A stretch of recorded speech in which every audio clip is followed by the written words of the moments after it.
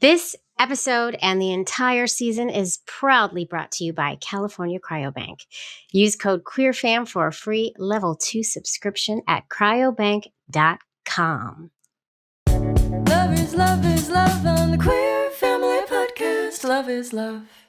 I grew up in a very religious Muslim family and it felt inconceivable to be gay. Then the second is culture. And sometimes those two are intertwined. It's very difficult to untangle them from one another. But in my culture, in South Asian culture, marriage and family are such an important part of your future. And interesting, we're going to talk about the podcast in a minute, but we've kind of come full circle because now we're talking about family. But marriage and family and kids was so important. And it felt like by being gay, I'd have to let go of that future. Welcome to the Queer Family Podcast, the show all about family, but with gay. My name is Jaimie. I am your host, and you, my friends, are tuning into the show whose mission is to highlight, uplift, normalize, and celebrate LGBTQIA plus families in all of our beautiful identities. And this episode does not disappoint on that front. Let me just get right into it for you. I got to sit down with Mohsin, Matthew, and Dahlia, the co-hosts of a new podcast, Tiny Huge Decisions, a show that I think you all are going to love. So basically, in a nutshell, Matthew and Mohsin want Dahlia, who is Mohsin's BFF from like way back, to be their surrogate. So the BFFs thought, you know what? This is a huge decision. Let's talk about it on a podcast, which I freaking love. And so they did just that. It's amazing. And so what they do is they go in depth into the many, many layers we all know of conversation that comes up with using a friend as a surrogate. I mean, just even using a surrogate, right? But they sat down, they went in depth into every single layer. They peel back the curtain here, and I'm all for it. Obviously, we need representation like this out there. I'm so happy they're doing it. So anyway, I sat down with them and I got some behind the scenes info, y'all, about Mohsin and Dahlia's friendship, Mohsin and Matthew's relationship, how religion and family played into their coming out stories. Probably, as you can imagine, with religion and family and things like that, it was tough. So I got some behind the scenes info that you don't necessarily hear on their show. But before I roll the tape, you're going to love it. First of all, you're going to love it. And then you're going to want to go listen to their show, Tiny Huge Decisions. It's great. But before I roll the tape, I have another ally voicemail to share. I don't know why I go into like Oprah mode every time I have to announce something. Y'all can tell me to stop. It's fine. As you know, if you've been listening, weeks back, I asked the allies who listen to the show to reach out and tell me what they get out of the show and why they continue to listen. And boy, did they speak up, y'all. Let's hear it for the allies. Can we give them a hand? Give them a hand. I mean, let's hear it for them. And this one comes from a friend of mine, Safatia, who was in one of my intros as a guest, introduced her with me a couple seasons back. Let me tell you something. I'm always low-key like shocked when my friends actually listen to the show and like it. Safatia is number one in my book. She's a huge fan. She talks to me about the episodes when I see her at school drop-off. She's the sweetest. You got to take a listen to what Safatia has to say. And just a disclaimer here, she did record it on her phone while standing in like the median in New York City traffic. So I think Jerson did some magic with it. So just take a listen, and thank you, Safatia. Hi, Jaimie. This is Safatia, standing on the median of the West Side Highway. So if you can't hear me and you want to translate this for the Queer Family Squad, that's cool. You granted me an ally. So I am going to say that I'm an ally, and that's why I'm leaving. Well, that's not why I'm leaving a message. I'm leaving a message because I love you with all of my heart, but also because that allies should leave messages. So I have a question. I earned my ally status as the child, non-bio, of a gay man. Are your children allies, or is there another word for children of? I want there to be something else, but I don't know what it would be. So I'm looking to you, and I'm looking to the queer family as well. We can figure this out together. Anyway, Beside all that, love you, love the podcast. I listen the second they come out, and I think everybody should. Straight, the people who think that being gay is different and wrong, and all they have to do is listen to these amazing, beautiful stories of people who are intentionally building families to see that not only is it not wrong, but it is amazingly beautiful. And I am now out of breath as I walk down the street. Love you. See you tomorrow at drop-off. Kisses. Safatia, what a great question. And thank you for asking it. And thank you for sending in that very thoughtful and beautiful voicemail. The answer to your question is yes, there is a term. I don't love it, but it is kind of like loosely tossed around. And I did interview a couple of youngins way back in like season 2 who wrote a book about being what this term is. It's called queer spawn. So that's a term to describe children of LGBTQ parents. It's a term that's like widely understood and slightly popular. I personally don't like the sound of it. It sounds kind of like mold to me or something. It's weird. However, for lack of a better term, that's the term. If anybody, I feel like we on the show should come up with a better term. And if anybody knows of one, please write in, call in, do the things. I'd love a better term to call my kids because I don't want to call them queer spawn. I don't know. Sounds like a horror movie to me. No offense to anyone who loves that term, though. No offense. It's not my jam. But yes, there is a term. Thank you for asking that, Safatia. If any of you, if any episodes resonate with you, I want to hear from you too. I want to hear from everyone, whether you're an ally, a queer, a parent, or not. I want all of you. You can email, DM, you can reach me on the socials, which is DM, and you can even send a voicemail or text to 646-470-1840. There's so many ways. I am everywhere you didn't want me and more. So just find me and reach out. There are many more of these to come because y'all are actually reaching out and I appreciate it. So if it takes a second for yours to air, have no fear. They're all coming. They're in my log. There's like a little waiting list, but I appreciate every single one of y'all. I really do. Okay, that's all I have to say. I would like to roll this tape, and I am going to ask my beautiful and lovely assistants, 2 of whom are smoking cigarettes and drinking whiskey as we speak. It is literally 3:00 in the afternoon. Ladies, Helen, Beulah, Nicole is not. Nicole is dutifully on her computer doing work, like I know she would be, because Nicole is a hard worker and is killing it in this world. All right, ladies, only one of these people exists, by the way. You guess who? Ladies, could you please roll this tape? Thank you so very much. Queer Family Podcast. Love is love. Hi, Mohsin, Matthew, and Dahlia. Hello. Hello. Hello. It is wonderful to have you here. It's been a while since I had 3 people in an interview. So you're already trailblazers. Good job. Thanks. We'll try not to talk over each other. I don't care if you do. I actually love it. So don't worry about it. And I was saying that mainly for myself. Listen, I'm going to talk over you too. So don't worry about it. This is how we go. This is how we roll. So you know what? Instead of me trying to explain who you are and butcher it, I'm going to have you do it in your 30-second elevator pitch. Are we ready? Absolutely. All right. And I know they already have a plan. I love this. On your marks, get set, go. I'm Matthew. I'm married to Mohsin. And I'm Dahlia. Oh. I thought we were just saying names and you were doing best. All the This best. is going really well. This is beautiful. And I am Mohsin, and I'm an author. I'm just going to say a little bit about myself because that's what we were all supposed to do. Dahlia is a medical anthropologist at UCL. Sorry. This is not an elevator pitch. This was not an elevator We have pitch. 3 seconds left, and Matthew is the creative director of a travel brand called Roadbook. We've already gone over time. We are. It's not a Dahlia job and I, the interview. Can we co-hosts. just start that again?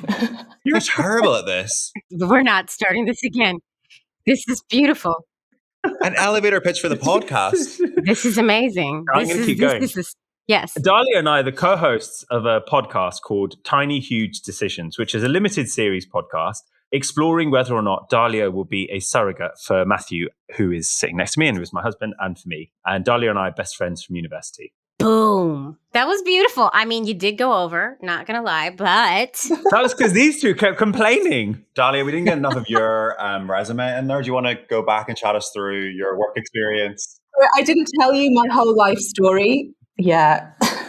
I'm sorry, but the fact that you're an medical anthropologist is relevant to what we're doing. It is not relevant. Anyway, should we hand over to Jaimie? It's not. Okay. Listen, I love the premise of your podcast. I love the idea for your show. And I have gotten little sneak peek glimpses of it. And I think it's great. I just love that you're breaking down this discussion because this is a really, really important discussion that our families go through and the research involved and that conversation, which can be so nerve-wracking, and you just put it all out there. So, kudos, good job. Thank you. Yeah, I love it. So let's start from the beginning. You two, Mohsin, and I'm trying to say your name right, and I just don't want to butcher You're nailing it. Okay, because I love it. I want to say it right. And Dahlia, that's my niece's name, so that's easier for me. You two are like BFFs now? Yes. So you go way back. Can we take it to the way backness? Yeah, we've known each other for a long time. We met at university, which was now 20 years ago, which is embarrassing. My God. Yeah, actually, it is 20-year anniversary. What is it now? September. So the 20-year anniversary will be next month. Yeah. Drinks. Here we go. But yeah, so we met at university and became friends almost instantaneously. Amazing. And I love the banter that you two have as friends on the show. That's fun. I love a good banter. And, best friends fight and make up and all in like 1 minute. So it's fun. Can I ask, Mohsin, were you out when you two met? No, actually. And so I wrote a book called A Dutiful Boy, which is about being queer and Muslim. And actually, Dahlia is heavily featured in the book. And one of the things I talk about is how our friendship helped to save me. And also helped me to finally come out. And Dahlia was the very first person I told that I was gay. Can we go into that a little bit? I would love to hear that story. Are you both Muslim? No, I am. No. Yeah, and I'm from a Christian family. So my family are Egyptian Christians. Okay. Well, both of them can have interesting views on homosexuality. Interesting, yes. So, yes. Absolutely. Yes. And Matthew's Catholic. Yeah, I'm not Muslim. Oh, you're covering all the bases here. Look at us. Look at us go. Well, can we talk about the coming out and how it went down? Well, to tell you the short version, I was having a breakdown, actually a mental breakdown. And I was kind of, I guess, coming apart. And there was one night in London where we had a friend's birthday and I was from London, nobody else was. So a group of friends were like, right, where do we go now that we've had this meal? And I accidentally on purpose picked a discreet gay club. As you do. Because I needed, as you do, because I needed to confirm it. I know it sounds like a weird thing to say, but I needed to just go somewhere to just be like, is this me? And as soon as I walked in with Dahlia and with our group of friends, I was like, yes, this is. You were like, where are my tassels? Here, let's go. Exactly. And then anyway, we all went back to a friend's house that night where we were all staying. And Dahlia and I stayed up the whole night talking. We were sat on the bathroom floor. And I spent about 3 hours asking whether she would still be friends with me if she knew that I was a terrible person or I'd done something horrible. I was being quite evasive about what it was. And then finally I told her. Wow. And what happened? Well, I think I didn't know this was coming. I had no idea what he was trying to say. And it was taking a long time. Like when he says we were sitting on that bathroom floor for 3 hours, we were really sitting there for hours. It was a long build-up. And I'm not ashamed to say that I really thought he had killed someone or murdered someone or done something really terrible. Oh, wow. Because he just kept saying, you're not going to want to know me. You're not going to want to be my friend. No one's going to want to know me when you know what I am or what I've done. So obviously I thought it was something really terrible. So I didn't want to take away from his moment. But when he said, I'm gay, I was underwhelmed. It's just like, oh. When you build it up like that, he's like a serial killer over here. You're like, oh my God, just tell me. Oh, wow. Okay. So he said it and then we carried on talking and we were there all night actually, just talking it through. And what you were saying before is relevant because, Mohsin's from a Muslim background, I'm from a Christian background, but at that time, which is now 20 years ago, neither of us knew anyone actually who was openly out and gay. And that was like a first for me as well. Wow. Yeah. The world has changed drastically in the past 20 years, right? Even in the past 5 years. So it's not shocking that you weren't around gay people before that. I will say is that the world has changed in some places, and even within the West, only in quite large pockets, but there's still lots of people who really struggle with it. Right. But you're right. I mean, it's changed in a way that now we probably would have had a different conversation. Yeah, right. But can I ask, Mohsin, where do you think that the inner turmoil came from? I mean, I know it can come from so many places, but why did it take you 8 hours on the bathroom floor to get to the point with your best friend? You know, I'd say there was 3 things. So the first is faith. I grew up in a very religious Muslim family, and it felt inconceivable to be gay. Then the second is culture. And sometimes those two are intertwined. It's very difficult to untangle them from one another. But in my culture, in South Asian culture, marriage and family are such an important part of your future. And interesting, we're going to talk about the podcast in a minute, but we've kind of come full circle because now we're talking about family. But marriage and family and kids was so important. And it felt like by being gay, I'd have to let go of that future. And then finally, it was family. Like my mum and my dad and my brothers, Dahlia just said that we didn't know anybody who's gay. We certainly didn't. And to the extent that we even knew what the concept was, it was demonized. And I didn't want to do that to my family. I felt like I'd be inflicting violence upon them. The way I put it is children live inside the hearts of their parents. And so because they have access to the keys, they can do more damage than anybody else. And that's kind of how I felt, as if I came out, I would break their hearts. That's tough. It's so tough. And you're not alone in that, right?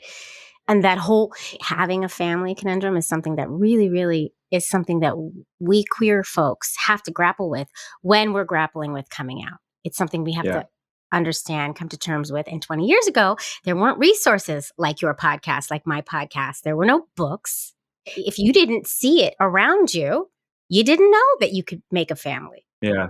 Yeah. I mean, Matthew's experience was actually more positive. And that was 20 years ago as well, right? It's probably worth saying that you had a slight in different ways, I guess. I would love to hear. I was going to go there. I would love to hear. It's still a lot, like coming from a small town in Ireland, still a lot of internal struggle with your own identity, and still a lot of the same feelings of wondering whether or not you're going to be rejected by your family.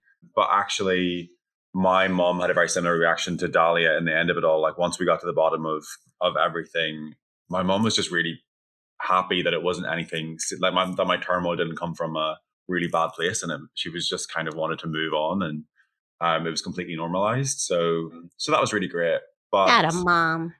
Yeah, it was really nice. But still, I don't know. Yeah, there was still that thing of coming from a small town, and small town Ireland. It's not a very comfortable place to be gay, even if your family accept you. I mean, things have shifted since then, but it's never easy. No, right. Still to this day. Yeah. So Dahlia, you find out Mohsin is gay. We're cool with it. We're good to go. And then you start living that gay life. Yeah.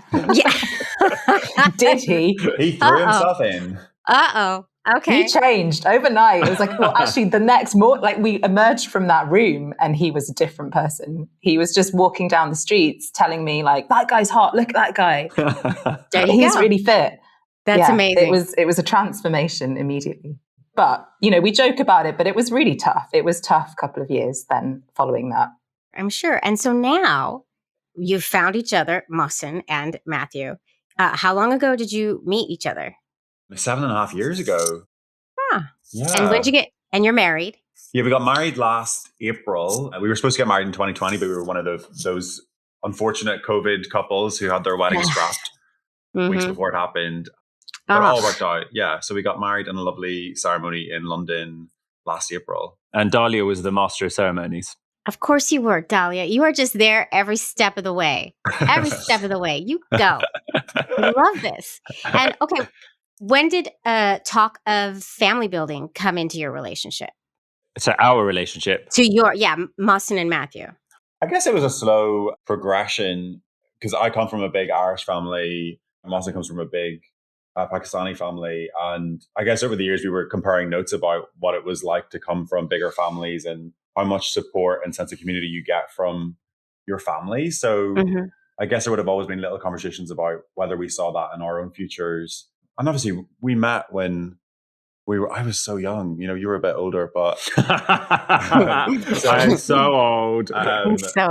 So when you're a bit younger, obviously those conversations aren't fully real. So he is a year and a half younger than me. Can I just? He's a year and a half. Kind. He's contextualizing it as if I'm like a decade older. Long time. But I think we kind of had those like the chats that you have at the beginning of when you're dating somebody of like, oh, so what do you want kids in the future? Especially, I think as somebody from the queer community, it's kind of much more of a prominent issue that you have to, I guess, think about, right? Yes. And we both flagged that it was something we'd be up for in due course. Right. And then we kind of put it down while we figured out whether we actually wanted to hang out more. Right. But that's why I ask that question all the time, because it's one of those things that we're going to have to talk about like right away. It's the intentionality that we bring to family building. Like you got to get it out of the way right Absolutely. away. Know that you're on the same page. Know that you want to do it, and because then all of the other decisions that have to get made and all of the other work that has to go into creating a baby, because it just doesn't happen naturally for us, unfortunately. No. All right. So then you get married, you do the things. And Dahlia, all this time, you're also living your life. You got married. I think you had a kid or two. Only one. One kid. Good job. That's enough. Yeah. It really is. I agree. I have two. So you're doing your thing. You're living your life. You're still great friends. When does the talk of how are we going to build our family come? When do you start talking about that? So like you said, I'd got married, I'd had a daughter, and she's now 4. So at some point 4 years ago, I think I'd always known that Mohsin wanted children. I'd assumed that him and Matthew had talked about it. And I think, we discussed that they wanted a family. I was pregnant with my daughter and I said, you know what, if this pregnancy goes well and I enjoy being pregnant, maybe I could think about being your surrogate. And he just looked shocked. And I'd kind of said it as a joke. And I don't even really know where it came from. It just came out. And then fast forward a year later, I think I said it again. And it was one of those things that I don't really know why, but it just was in my mind and it stayed with me. And it was there from the moment I was pregnant to after I had my own child. He was there. Him and Matthew were somehow there in the background thinking, this is something that they want. And maybe it's something that I could help them to have. And I can't explain why, but I kind of felt like if I thought it and I'd said it out loud, it was something that we needed to talk about and we needed to give some time to actually discussing. Wow. And then what was the conversation between the two of you, Mohsin and Matthew, at home surrounding family building in general? And then like, okay, now we've listen to what Dahlia said. I think at that point, we'd already been in kind of a bit of a research phase. So we were looking at surrogacy options in London and even just abroad as well, just to see, weigh up the different options, what they look like.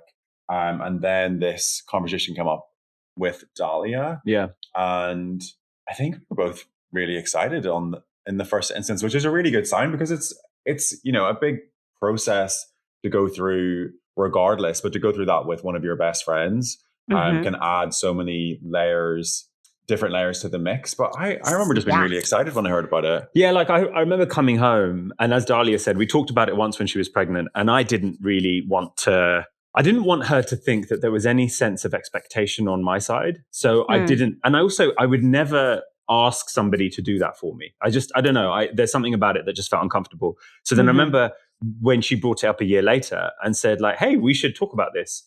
I went home and I told Matthew, and your first reaction was really excited. And then you paused and you said, whoa, actually, this is a really big deal. And you have to take it seriously. Otherwise, you might ruin your friendship. Right. It has a lot of layers that you got to get buttoned up, right? A lot of layers. But did you know that surrogacy was the route you wanted to go already? No, we didn't actually. We were open to, we knew we wanted kids and we were open to adoption, but we kind of went back and forward about whether or not adoption was right for us. But in truth, the conversation with Dahlia came up before we'd had a meaningful conversation about how we were going to have kids. And so it kind of meant that we ended up talking to her about all of this before we decided what we wanted to do, or whether before we'd given proper thought to what the options were. That is what made it quite strange, because it's not like they were talking about surrogacy and Mohsin and I had never probably had a conversation about surrogacy. And it wasn't something that was in our minds and on our radar, but it just happened. It just kind of came up quite organically. And then, like they've said, once it came out, it was something that we stepped away from the kind of joke and the like, oh, this is exciting. Been like, oh, actually, this is quite a serious proposition. This is something that we need to talk about. And that's, I think, where the idea for the podcast came, which is that Mohsin and I, when we meet, we talk a lot and we talk over each other and we talk about a lot of different topics. And I can confirm this. And we kind of thought, like, you know what, poor Matthew, exactly. He doesn't get a look in. It's true. So we kind of said, like, you know what, we need to dedicate some actual time. Like, we need to say that we are going to talk about this and we're going to talk about this element, and we need to focus and we need to do research and we need to find out, because it was a topic and a thing that we just didn't know that much about, either of us, from both sides. So the idea of the podcast came about like that, like a need to have a dedicated discussion about this big topic.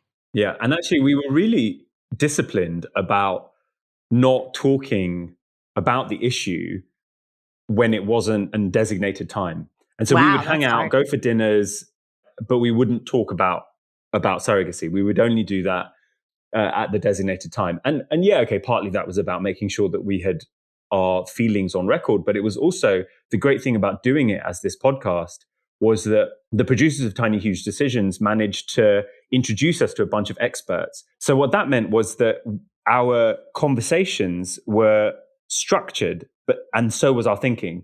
And it meant that it just allowed us to really be in the moment and go, okay, well, what does this bit mean? If we talk to this doctor and the doctor says these are the implications, or if we talk to this person who has been a surrogate for their sister-in-law and this is how they reacted, what does that mean for us? And so there was an artificial nature to it in a way, because we'd be having dinner and not talking about this huge thing that was going on in our lives. Right. Yeah. Queer Family Podcast. Have I mentioned to y'all that I have a promo code for any of y'all who are in the market for some sperm? And I imagine many of you might be if you listen to this podcast or follow my show. And guess what? It's from the same cryobank that I made my babies at, y'all. California Cryobank. It's a full service sperm bank. And for over 45 years, California Cryobank has proudly helped tens of thousands of LGBTQ plus clients create the family of their dreams, including yours truly right here. I love them. I absolutely do. They are the #1 sperm bank in the US, and they ship to over 40 countries. And they have one of the largest and most diverse selection of sperm donors out there, which is important. Let's be real. Now, to learn more, you're going to visit cryobank.com and you're going to use promo code QUEERFAM, that's QUEERFAM, for a free level 2 donor subscription to their donor catalog. Oh my God, go shop, go make those babies. I can't wait to hear about the babies you make. Go make those babies. Use that code. QueerFam. QueerFam. Love is love. I listened to a couple things and I do want to delve into, because there are differences between surrogacy where you live and surrogacy where I live, right? So I do think we should delve into that a little bit, because I was a little bit shocked by one of the things that you mentioned. I was like, what? And we'll get into that. But I do want to know also, Dahlia, what are you doing? Like, how are you talking about this with your husband? You have a husband, right? I do, yeah. I didn't want to assume if there was a husband or a wife.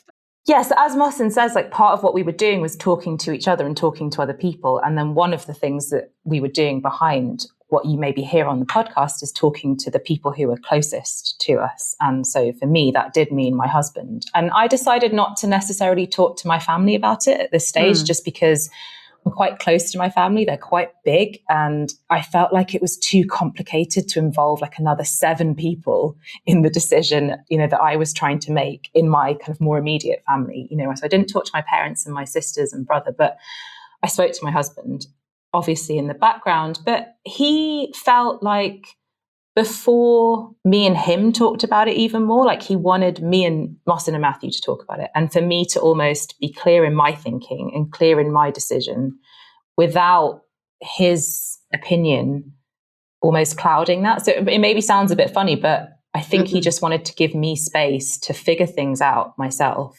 Wow. And then go back to him and say, like, actually, I am really serious about this, or this is what we've decided. Wow. So yeah, we talked about it. I knew how he felt, but he kind of was a bit in the background, like definitely in the podcast, for example. Right. Yeah. Okay. That's amazing. First of all, good job, husband. Attaboy. He's awesome. He's amazing. Yeah, sounds like it. I love him already. He's one of the good ones. I forgive you. I mean, I think he just didn't want to be on a podcast, to be fair, talking about really personal things. Yeah, my wife doesn't want to be anywhere near my podcast. Anyway, all right, let's get into surrogacy in the UK, right? I do have a lot of UK listeners, so a lot of you probably know, but let's just dig in because it's different than in the States. In the UK, you can undertake something called altruistic surrogacy. So what that means is that the surrogate can be paid her expenses, but she cannot be paid a fee, a commercial rate for her time. And that's probably the single biggest difference between the UK and the US, at least in terms of cost. And then legally, and I'm sorry, I'm not going to turn this into I used to be a lawyer, but I'm not going to turn this to a legal lecture.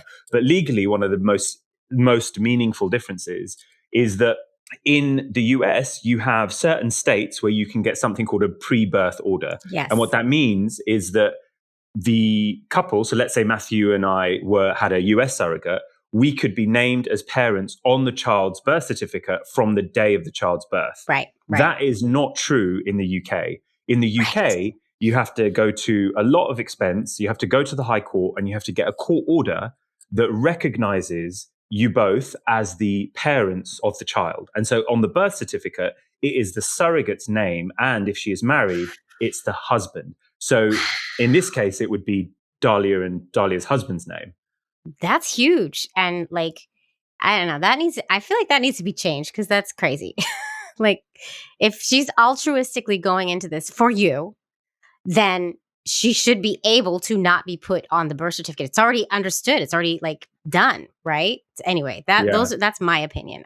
I feel like, but a lot of things need to be changed when it comes to LGBTQ folks and LGBTQ family building across the world, right? Absolutely. So, of course, you have to get things legally bundled up. You're an ex-lawyer, Mohsin, so you know about this. But did you go into discussions about how you would, do you have to go through the psych eval, Dahlia? How does, is all of that the same in the UK?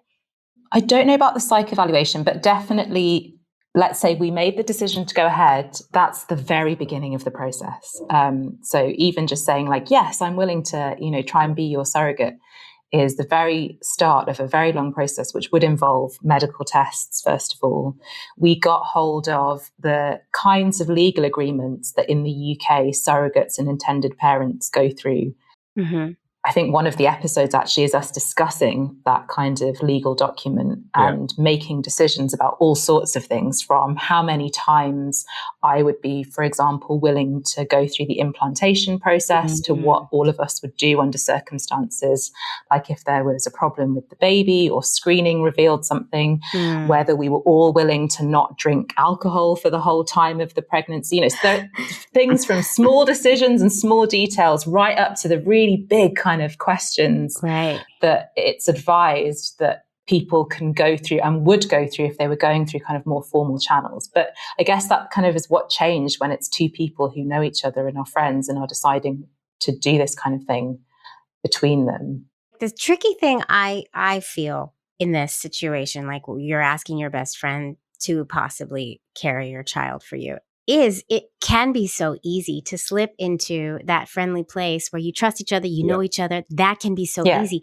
And you just can't when it comes to something this huge, right? Absolutely. That's the tricky, sticky situation. I think that's one of the things that I kind of fell into very early on, because there's a few jokes on the podcast about how I'm just totally up for it. And just like, oh, this is going to be really fun. It's going to be really nice.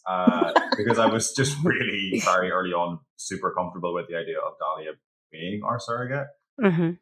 I mean, as they do in the podcast, they both go off and do a lot more exploration and looking into the potential problems that could cause, both, like physically to their friendship. But yeah, there's a lot to it. A lot. Yeah. Yeah. And I guess, I don't want to speak for Mohsin and Matthew, but I think one of the things that was really nice about this kind of process was that for them, having somebody that they know and who's a really good friend, takes away some of the worry and the anxiety in this process. But as you're saying, it also creates new kinds of problems and new kinds of anxieties. And one of them is exactly what you're talking about, which is when you're really close, how do you have these quite difficult conversations where both of you have really high stakes, but you actually care about each other as much as you care about yourself. So I think that's one of the other reasons why we wanted to talk about this and we wanted to do this podcast, is because you don't often hear those stories. You don't often hear the kind of really messy entanglements and negotiations that people have to go through as they're going through them. You often hear about these stories after the fact, when somebody or people have already made the decision and you don't know what went into making that decision. So hopefully that's quite a nice thing to be able to have a window into. People get to eavesdrop on us having these conversations in real time, working out these tricky things. Especially those folks who are listening right now who are about to start this process and are worried about the conversations. This is great. This is a great way to get some ideas, perhaps, right? Also, one more thing that I want to bring up, and I know we have a hard out, so I'm not going to draw this out too long, but one more thing is you're friends, you're best friends. Yeah. So Dahlia, you're going to be around forever, hopefully. And if you do go this surrogacy route, you got to figure out what that relationship is with the kid. And you have to talk about that anyway with a surrogate, but this is you're way closer than most surrogates. So yeah. And again, that was something we talked about a lot, but in some ways it produces something, or it affords a potentially really beautiful situation in which I could be the surrogate for a child that is going to be in my life in a really meaningful way. And that's pretty unique and pretty special. And I think that's amazing. Right. But equally as terrifying. Yeah. The thought of then knowing or having this relationship, for the rest of that person's life or for your life. I don't know. And I don't know enough. I don't have enough exposure to people who've been a surrogate or who are the child of surrogacy or these kinds of relationships to know even where to start kind of imagining what that feels like. And the relationships can run the gamut. I mean, it's an empty slate. You get to make it. You get to do it. And people do such different things. And that's the beauty of our families, but that's also big complications of our families. Yeah. And I think one of the complexities from our side was that we feel really strongly that our children should have strong female role models in their lives. And for us, naturally, one of those people would be Dahlia. But I remember one of the conversations we had where Dahlia said that, look, if I do this, I'm going to need some space because it's going to be, I'm taking words out of Dahlia's mouth now, but I envisage that it will be hard to have to give up or to give this child away that I've just carried for 9 months. Right. It's not for everyone. Yeah. No, but hearing that, I mean, first of all, I totally respect that from Dahlia, but hearing that for me it just gave me pause for thought because it made me think, but you're my best friend. And this is probably the most important thing that's happening. And so the idea that you wouldn't be there, and I know you've been there for 9 months and carried the thing, but the idea that you wouldn't be there is a really difficult pill to swallow. Yeah. Oh God, it's so layered. It's very layered, very layered. And you still have to get your egg donor. You still have to do all that. So Absolutely, this is really, you're just in the preliminary stages. Okay. One last question. Do you have a plan? And if I can't ask this, you don't have to answer. Do you have a plan in case the answer is no? Or have you gotten that far? Thinking. So it was very important to Dahlia that we do have a plan in case the answer is no.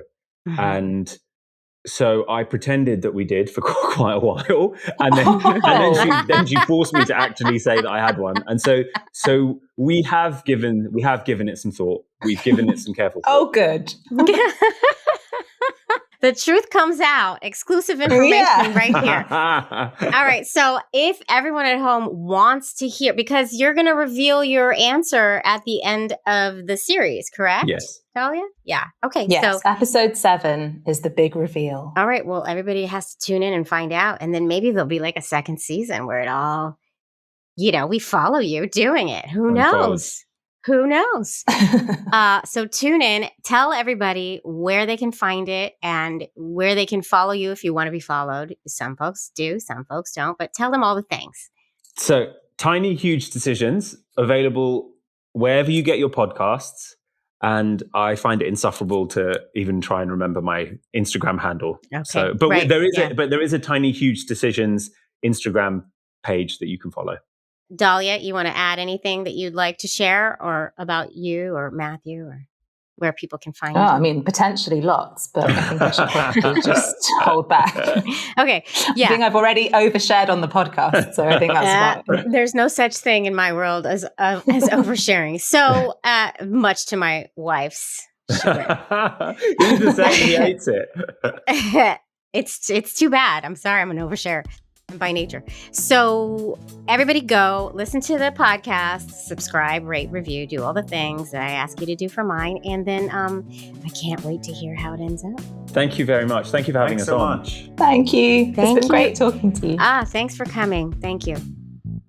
Queer Family Podcast. A special thanks once again to our sponsor, California Cryobank. Don't forget, y'all, use that code QUEERFAM, QUEERFAM, for a free level 2 subscription to their donor catalog. Go make those babies, y'all, and then come tell me about it. Go make them. Go ahead. Go ahead. Love is love. Whew. Well, folks, I hope you enjoyed that episode as much as I enjoyed it. And if you did enjoy it, feel free to listen to another or watch another. I have so many episodes for your listening or viewing pleasure. Just go pick one and enjoy. There's a lot. There really is.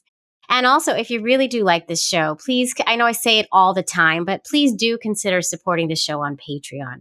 You're just going to go to patreon.com/The Queer Family Podcast. You're going to pick a tier, you're going to join, and you're going to get that bonus content.